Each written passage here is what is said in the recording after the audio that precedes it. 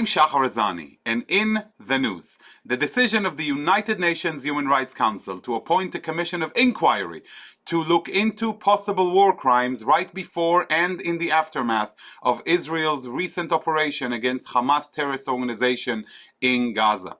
The Council adopted a resolution as part of a special session which was called to discuss the serious human rights situation, as they called it, and ended with the adoption of the resolution put forth by the Organization of Islamic States representative Pakistan and the Palestinians. The language of the resolution reads, "The Council decides to urgently establish an ongoing independent international commission of inquiry to be appointed by the President of the Human Rights Council to investigate in the occupied Palestinian territory, including East Jerusalem and in Israel. The Commission will investigate all alleged violations of international humanitarian law and all alleged violations and abuses of international human rights law leading up to and since April 13th, 2021, and all underlying root causes of current tensions, instability, and protraction of conflict, including systematic discrimination and repression based on national, ethnic, racial, or religious identity." Indeed, a rather wide mandate. The resolution was adopted by 24 votes, with 9 countries voting no and 14 abstaining. Countries that voted no included Austria, the Czech Republic, Hungary, Germany, Malawi, the United Kingdom, and Uruguay. Following the resolution, Israel rejected it forthwith and stated as follows: Israel will continue to defend itself against the terrorism of Hamas and against politicized international bodies that seek to delegitimize Israel's lawful and just actions. To discuss this important topic with me and its significance, I am pleased to have with me, all the way from Switzerland, Geneva, Ambassador Meirav Eilon Shahar, Israel's permanent representative to the United Nations and other international organizations in Geneva. A few words about Ambassador Shahar. Ambassador Meirav Eilon Shahar was appointed permanent representative of Israel to the UN and international organizations in Geneva in August of 2020. Prior to this mission, she served as Deputy Director General for Coordination and Policy Planning and as Israel's ambassador to Vietnam. After joining the Ministry of Foreign Affairs in 1995, Meirav Eilon Shahar has represented Israel in a number of different capacities, including Director of the Department for UN Political Affairs in Jerusalem, Counselor at the Permanent Mission of Israel to the United Nations in New York, Consul for Communications and Public Affairs in the Consulate General of Israel in Los Angeles, and Deputy Head of Mission at the Embassy of Israel in Nairobi, Kenya. Ambassador, thank you so much for joining us on JBS. Thank you very much, Shahar. I'm very pleased to be here today. So first of all, allow me to ask you, we just heard the wide scope mandate of the resolution. It seems to be very wide in scope. Maybe you can elaborate a little bit about what it includes and what does it mean moving forward for Israel? Indeed, it's an unprecedented resolution here at the Human Rights Council. It basically doesn't have a deadline.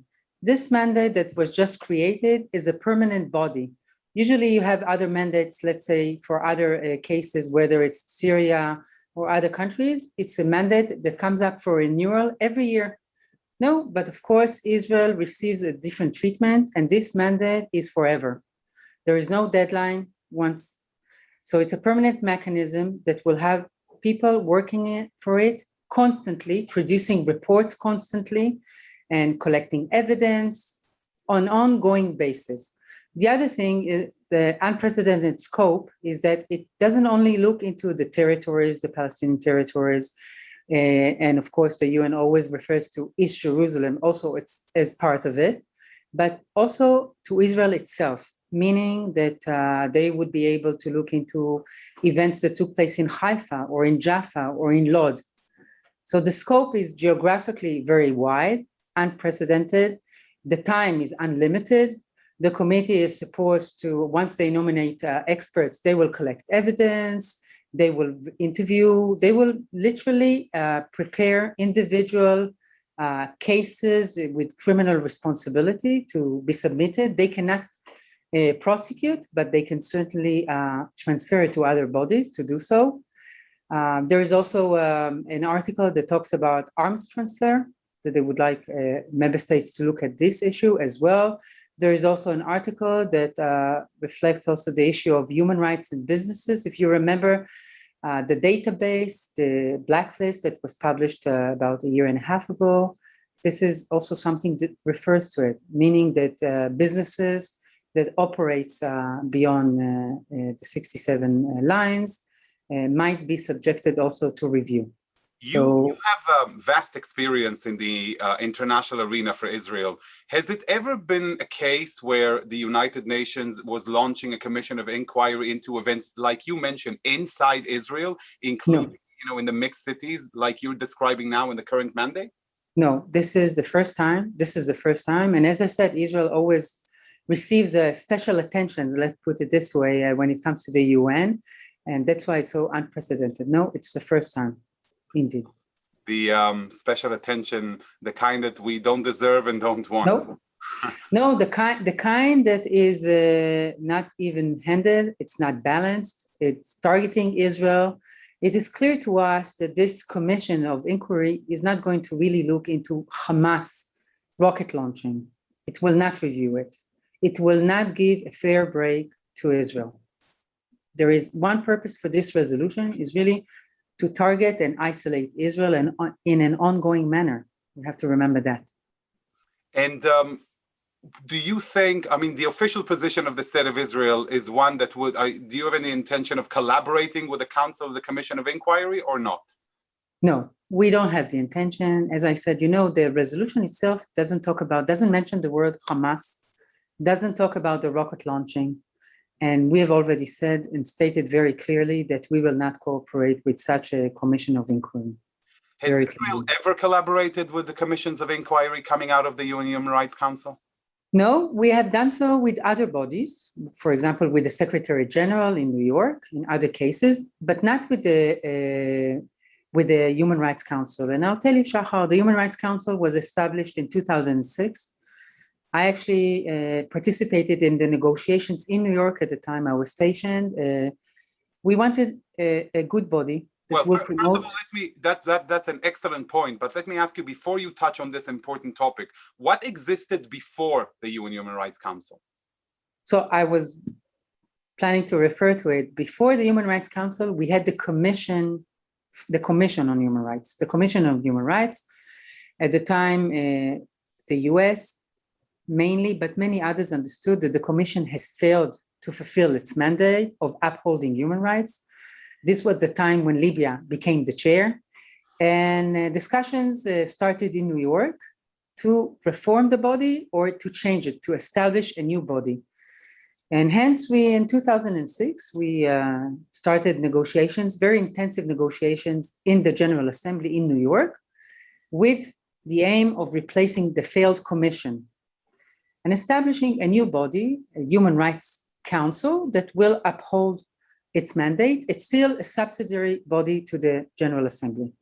I have to say that Israel came to it with the best intentions. We really wanted to see a body that will fulfill its mandate in a fair and balanced manner. I participated, my colleagues, in intensive negotiations. But at the end, I have to say, when it came to be adopted at the General Assembly, I recommended at the time to my headquarters to vote against it. From everything we saw, we knew that the Human Rights Council is not going to be very different from the Commission, and we voted against it. At the time, I also told my European colleagues and others that I hope that I'm wrong, and it's up to them to prove us wrong with the way we voted. I have to say that looking from 2006 until today, including the last resolution that was adopted, we did not make a mistake by voting no against the establishment of the Human Rights Council. I have to say, Shahar, since the establishment in 2006, the Human Rights Council held 30 special sessions, 30. 9 of them, including the one we held last week, was on Israel. So about a third of the resolutions, a third of the special sessions, are targeting Israel. This is what the council is doing, obsessively dealing with Israel in the special sessions, in the reports. I'm not sure your viewers know that, in the Human Rights Council, there is a special agenda item that is reserved for Israel, meaning that you have a general agenda item that deals with all difficult situations around the world, maybe Asia, Africa, Latin America, or Europe. But separate from that, you have on the agenda item built in, it's called item number 7, an item that is reserved only to review past resolution, write reports targeting Israel.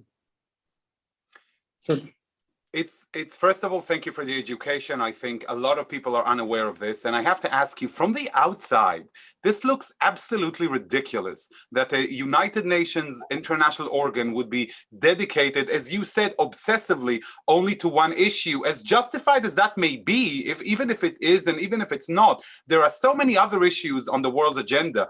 What does it look like from within? Do the ambassadors you engage with understand the level of abnormality we're dealing with here, or the level of obsession? Or what are the actions you're seeing on the inside to this skewed agenda? Some do understand. The US understands, of course, very well. Secretary of State Blinken, in his first address to the Human Rights Council, also mentioned and referred to item 7 and the need to reform the council and get rid of this item. Many of our European colleagues also understand, and some others around the world, but many don't. Many don't understand, and they're quite happy to allow the council to continue to deal with Israel. Some of them, as you know, are when we talk about Pakistan, when we talk about Syria, when we talk about Iran and others, I'm sure that they're very happy that the council is obsessively working with us, dealing with us and not with them. Right. I want to give you another interesting figure. The special session that established this committee of inquiry, before it was adopted, the Secretariat announced that the cost of this permanent commission of inquiry will be between $5.4 to $8 million a year. So when I'm saying that it's obsessively working and reporting regarding Israel and targeting Israel, just imagine the amount of money that will go to this one particular commission of inquiry, not to other places in the world, only targeting Israel. And where is this money coming from? Well, it comes from money that member states are paying. It will pass from New York.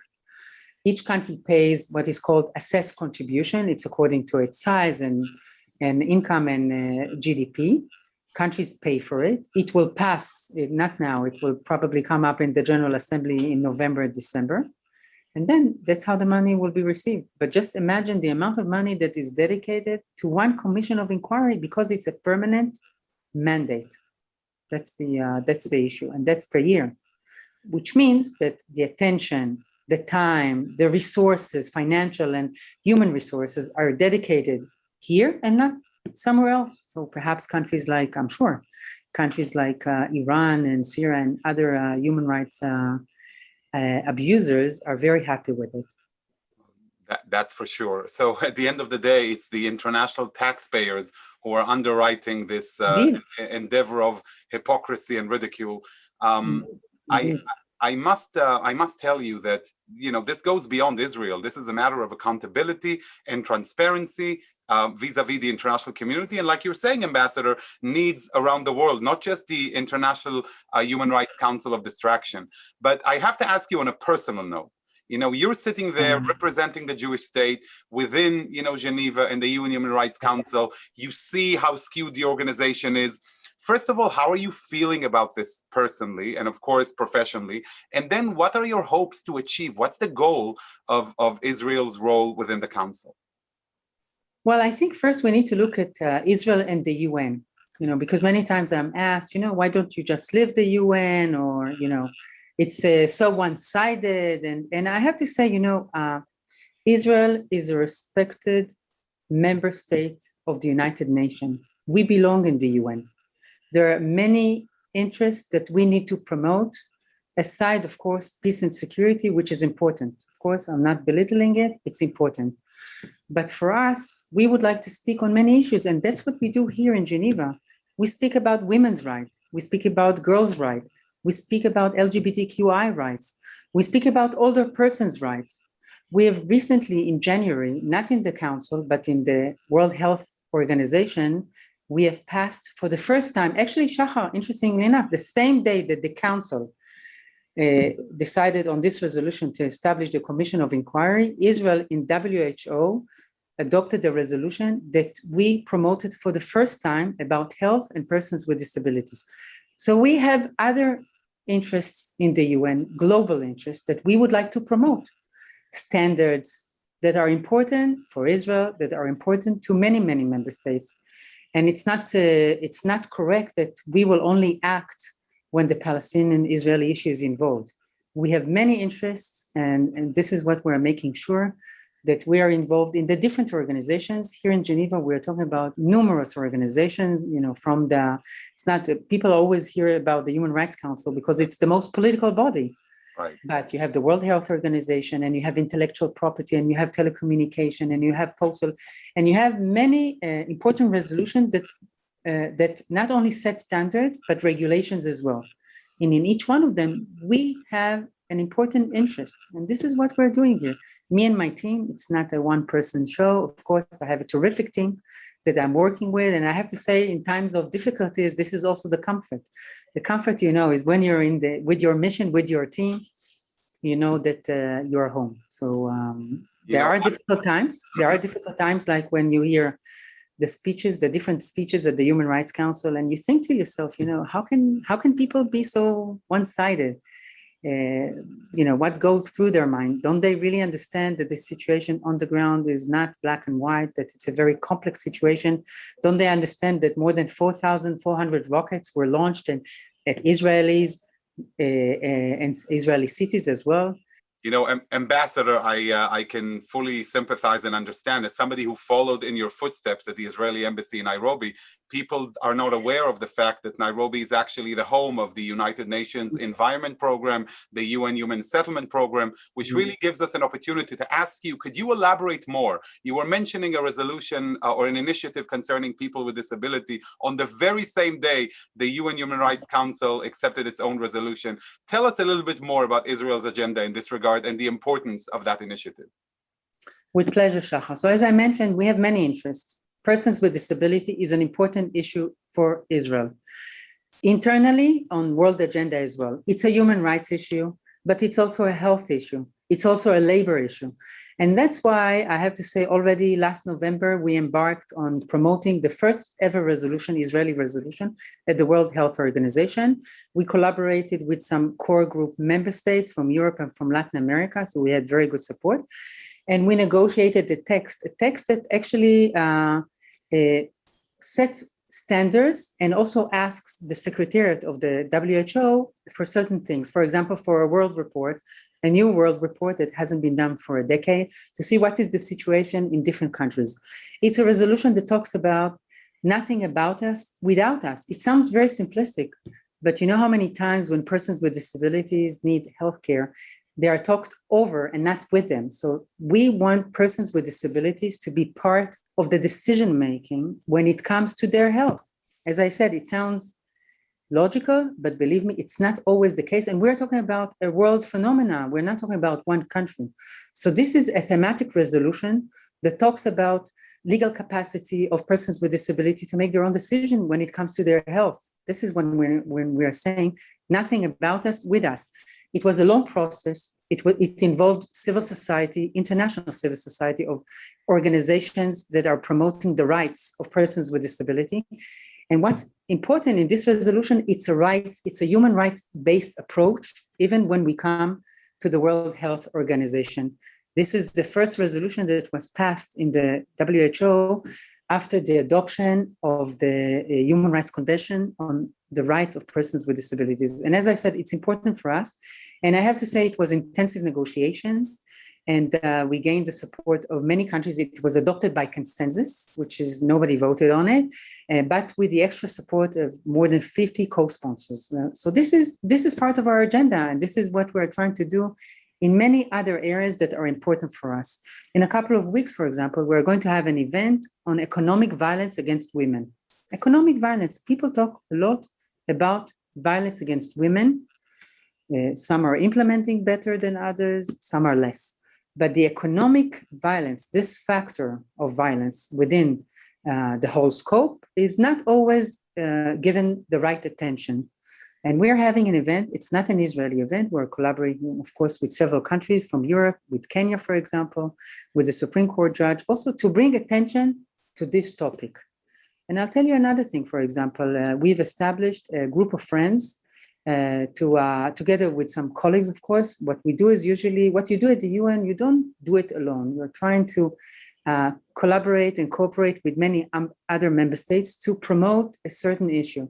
And we have established here a group of friends to encounter sexual harassments as well.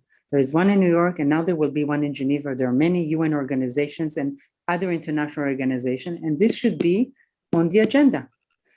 So this is just, a little bit of what we are doing here on other topics other than the Israeli-Palestinian conflict. By far, Ambassador, the most important part of our conversation today was what you just said, because we're used to seeing Israel only through the prism of the geopolitiks of the crisis with the Palestinians. And then you're using words like collaboration and 50 co-sponsors. So just to give us a small peep into your world, how is Israel viewed in this regard when you deal with those issues by members of the international community? What's the treatment you're receiving, which should be different from the one we're receiving when it comes to the Palestinians?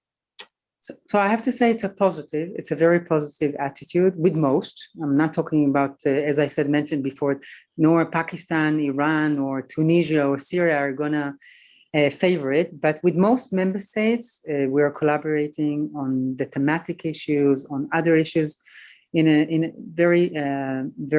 very well. They know what our strengths, they understand also what's our interests. This is part of what we do in the different organizations. As I said, it's not only the Human Rights Council. When we talk about women and girls, we want to mainstream it also to WHO and International Labour Organization and all organizations that are relevant to it, of course. So which other organizations are there in Geneva, aside from the UN Human Rights Council that you work with? So as I mentioned, the health, telecommunication, you have intellectual property. Intellectual property, as you can imagine in Israel, because we have many startups and many high-tech companies, we have a large number of IPs. So we're working on the IPs as well. We have, for example, the World Meteorology Organizations. We're collaborating on water, on cyber, critical infrastructure. How do you actually preserve it from cyber attacks? And of course, on other professional, Israel is a member here of CERN. This is not a UN body, but it's a European body that was created after World War II to bring about together a very torn Europe, but through a scientific cooperation. And Israel joined it in 2014. So we're certainly members of that, and we're very active in this. As I said, you have the High Commissioner for Refugees, you have refugees issues, you have migrant workers. I mean, the problem in Geneva at the end, because you have the Red Cross. Of course, it's not a UN body, but the International Red Cross is an organization that works, of course, in the territories. It's an organization that the dialogue with it and the cooperation with is important for us, and we are doing so. So the problem usually in Geneva is the scope is so wide that you, as a mission, most missions do it unless you're probably the US and China or Russia. Since we are limited in manpower, we need to prioritize really what are the interests, where we can be active, where we would like to promote our agenda. This is what we prioritize, or of course, like when it comes to, and by the way, the same is with the Human Rights Council. We have some interests there, although the difficulties that we are experiencing when it comes to the Palestinian-Israeli issue, where the council basically deals with it in every session. There are 3 sessions a year, and every session, of course, some part of it is dedicated to this.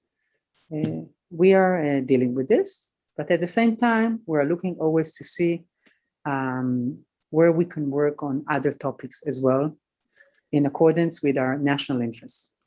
Ambassador, I have to tell you, you are nothing short of an inspiration for all of us. Thank you. This has been a very informative conversation for me and for, I'm sure, for all of our viewers who got to get a glimpse. And I have a guess that if you had an army of diplomats, I can just imagine the kind of initiatives you would take there in Geneva. I don't think I'm wrong on that.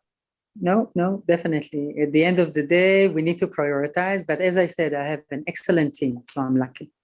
Thank you very much for joining us on JBS, Ambassador. Thank you. It was a fascinating and most important conversation. Keep up the great work, and thank you for your service for the people and the state of Israel.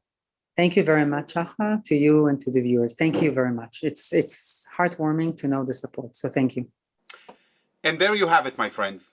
The struggle that Israel conducts within the United Nations Human Rights Council is a dual struggle. The first one, and a very significant one, is the fight against the bias of the Council, against the discrimination and the double standards used against the Jewish state. It is a struggle against a council that, since it was established in 2006, has dedicated one third of its special sessions to what's happening in Israel. One third.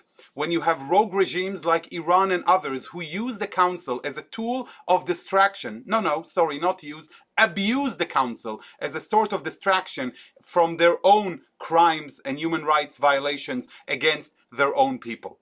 The ambassador of Israel in Geneva to the Human Rights Council and other organizations is waging another important war, and that is to highlight Israel's positive role in the struggle to make this world a better place. It does so on a variety of platforms and does not lose hope in Israel's ability to infuse some positivity into the process. In such a way, on the very same day when the UN Human Rights Council accepted its anti-Israel resolution, a destructive and distractive resolution for what it really stands for, Israel was able also for the first time to pass a resolution at the World Health Organization focusing on people with disabilities. Israel does not lose focus from its desire to do good in this world in spite of all of the difficult situations. But I want to add another important layer to this discussion.